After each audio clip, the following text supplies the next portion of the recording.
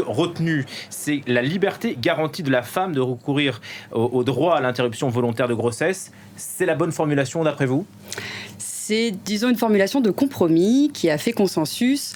Les organisations féministes soutenues par les ONG, nous étions en faveur d'un droit qui garantit l'effectivité et l'égal accès aux femmes à l'IVG. Ce n'est pas passé et le Sénat a préféré le terme liberté. Finalement, autour de liberté garantie, on arrive à se retrouver et à faire consensus. Garantie est absolument nécessaire pour que véritablement, ça ait du sens, cette inscription dans la Constitution de l'IVG. Et on a de quoi quand même être satisfaite aujourd'hui. Voilà. Il y a une énorme portée symbolique. Cette inscription dans la Constitution est une première mondiale. La France innove. Est-ce que dans les faits, l'accès à l'IVG reste égalitaire parmi les Françaises ?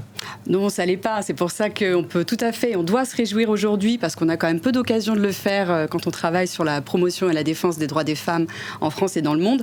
Mais le combat continue pour l'effectivité et l'égal accès à l'IVG.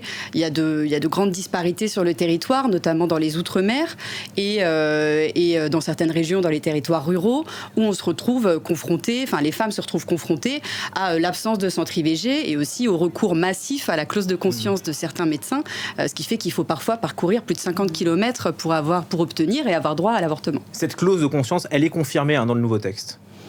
Elle est confirmée. Disons qu'il y a eu un amendement qui visait à constitutionnaliser également la clause de conscience. Fort heureusement, ce n'est pas passé parce que déjà en droit, elle est protégée à 2 reprises. Il y a une clause de conscience spécifique qui concerne l'IVG et une clause de conscience générale pour les médecins.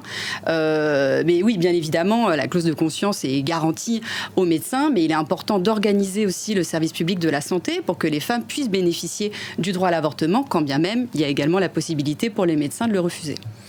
Ça fait des années maintenant que vous militez à la FIDH pour cette avancée sociétale, parce que c'en est une, l'inscription du droit à l'avortement dans la Constitution. Est-ce que vous diriez que ce qu'il s'est passé il y a 2 ans aux États-Unis, l'abrogation de l'arrêt Roe versus Wade, qui dit en gros aux États, vous avez quartier libre, vous pouvez soit interdire, soit autoriser l'avortement. Est-ce que cet état de fait a accéléré les choses en France ?